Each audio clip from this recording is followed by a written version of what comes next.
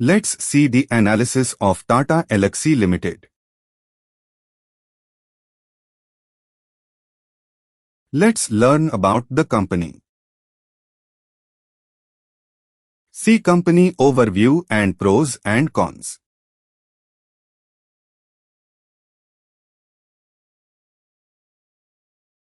See its quarterly results.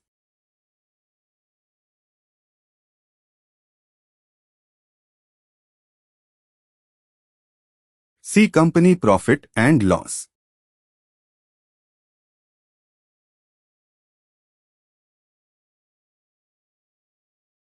Compounded sales and profit growth.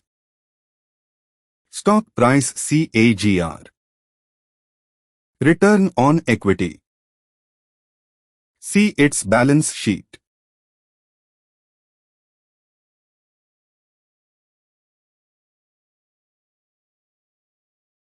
See shareholding pattern.